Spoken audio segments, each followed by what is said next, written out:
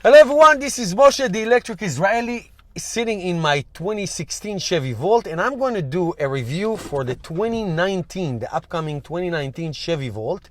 And I'm going to make one obvious qualification. The Chevy Volt is going to be discontinued. In a few months, there will be no more Chevy Volt made in the United States or anywhere.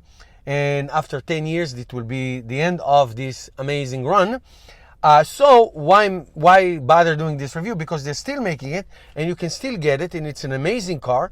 So I'm going to give you the main specs and, my thought about everything. And then at the end, I'm going to tell you who is this car for. I have a 3 years experience in this car. It's an extraordinarily interesting, versatile car, but that's for the end. So let's take a look at the specs. And the specs are these two AC motors, electric motors, and one gasoline backup motor generator, 1.5 liter 4-cycle, and all of them together, the three motors, will give you 149 horsepower and 294 pound-feet of torque, which makes the Chevy Volt a torque monster. It's a very, very fast car. Actually, it's faster and gasoline hybrid than on pure electric, but just by 1/10 of a second. It will give you on electric mode 106 miles per gallon equivalent, and on a hybrid mode it will give you 43 miles per gallon. Now I can attest to you driving this car that it is pretty much very correct number. So here are other numbers that are stated, but they're not necessarily true in reality. It will give you 53 EV miles, but that's 53 EV. You'll get 53 EV miles probably in 70 degrees weather, which is the best weather for electric cars. It will give you 65 to even 70 in warmer weather, and it will give you about 27 in extreme cold weather, and about, I would say, 35 in, let's say, 32 degrees or something like that, in that, hovering that area. Chevy says that it will travel 420 miles if it's charged and fully fueled all the way to the top. That is not correct. I've tested it many times in all kinds of variations, and the maximum I got is 350. And they also say that it will give you 1,000 miles between fueling. That is also not correct. It may be an average of something, but I drive mostly EV. I have a very short commute. I put gas every 6 months or sometime more. Some people drive, many miles, and they'll have to fuel maybe twice a week. So the key to get 1,000 miles between charges is to make sure to charge all the time. The interior, let's start from the back. Actually, the trunk is amazing. It is only 10.6 cubic feet, just if you don't, if you don't flatten the back seats. But once you do, it's a hatchback, and you can stuff this car. And I have stuffed this car with so much cargo and tires, and you can really find this car very utilitarian. It has a 8-inch screen, similar to the model that is now, but it's a different kind of layout, and it's a different kind of ergonomics, and it's different kinds of options. It looks a little different once you get into it to give you more EV information and all that, but basically it is a very functional, and it's a very good screen. It is a 4-seater, I call it, not 5-seater. It's a 4-seater. Even though 5 people can sit, there are it's room for 5 passengers, but the one in the middle is really just I call it in an emergency, or somebody that is really small, like a child. The ergonomics in the car, the steering wheel, the buttons on the wheel, the pedal under the left hand to slow down the car for regeneration, they're all the same as the 2016 one, the one that I'm driving. It's a wonderfully ergonomic car. I really like it.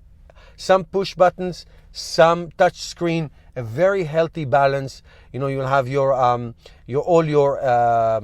all the apps on the screen, and all the climate control and under the touch screen. And then you have a little compartment, a little slot on the side to put your phone, 2 cup holders in the front, 2 cup holders in the back, and a little compartment in below the gear shift, which is very hard to reach. That's not designed well. The seats in the front are very comfortable. I'm 6'2", I'm a big guy, and I still have plenty of room. The back is not for me. The back is for small people or children. It is tight. LED lights in the front, a beautiful, beautiful looking car. It's a very hot car, very hot looking car. My kids made me keep it. I was going to sell it when I got my Tesla and keep my Nissan Leaf, which I loved, but they made me keep it because they want it when they get to drive. It has an app with OnStar. Now, here's something that this car, the 2019 has, and the 2016 does not have, and it's a huge issue. My 2016 car has an onboard charger of 3.3 kilowatt hour. It charges the car very slowly, very slowly, 4.5 hours. The new one has an option of 7.2 kilowatt hour, and that is a great thing to have. With a 240 charger in your garage, you can get 22 miles an hour. 22 miles an hour will charge this car for about 2.5 hours. And that is a big deal. I never thought when I start driving electric cars that's a big deal, but it is. You want fast charging. This car does not have a CCS, or also known the fast charger. It does not have it like the Bolt or the Teslas and other cars. It doesn't. Just have a level 2. Prices: the base model 33,520, and the premium package is 38,445. Not so much different than the one that I have. Now, tax incentives. This is very important. GM is on their last quarter to get the full $7,500 tax incentive. Let me give you the dates, because I'm going to also put a screenshot for you. So until March 31st, 2019, you can still get the full $7,500, and the Volt is eligible because of the big battery, 18 kilowatt hour battery. Then from April 1st to September 30th, it's half, 3,750, and from October 1st to from October 1st to March 31st, 2020, you'll get 1,875, and then after that, it's all gone. This is basically quarter by. It fades away 1 quarter at a time, and then it goes away all completely. Now, let me say a few words about the Chevy Volt and who is it for. Like I said, I've been driving this car for 3 years. It's a very interesting car. It's a fascinating car. It's a very complicated car. The plug-in hybrids are complicated. It's a lot of variables. There's an exhaust system and an EV and a big battery and all that stuff. So it makes this car a big time compromise. I like the front very much. It's good. I see I'm tall. I'm sitting comfortably. Don't like the back. It's not for adults, I would say. Like I say, you put kids there. To the maximum, I would say.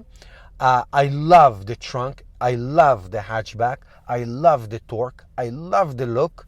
I love the EV miles. This is a perfect commuter for me, which my daily commute is 10 miles. Is perfect, just perfect. I couldn't ask for more. Is it a family car with little kids? Yes, because I did drive it on family trips. It was tight in the back for the kids, but that's okay. I did put a roof rails on the top and my toolie bag, so I could really schlep a lot of stuff in this car. Drove it to Florida, Quebec City, Toronto, Maryland, many times. Lots of trips. I have 60,000 plus miles on it. So it's a very, very good car. For a family of 4, you can do it. It's an awesome car. It's a very, very nice car, especially if you have a short commute, a short daily commute, you can really almost forget that you need to put gas. I mean, I don't remember when I put gas in the car. Really don't. It's been a long time ago. And so that's that. Once you are in hybrid mode, the motor can be loud. It can be loud and can be annoying because you like the quietness of the EV mode and the ride. So, you know, I mean, the ride is fantastic. The torque is fantastic. Once it gets to hybrid, you notice the engine. It's not consistent even. It has all kinds of weird noises. So I use this car right now after I got our Tesla only for commuting. Before we did that, it was our main car for long trips. None anymore. This car is basically doing a little bit of driving, and that's what it is. So, do I love this car? Yes. Does it have its issues? Yes. Every car does.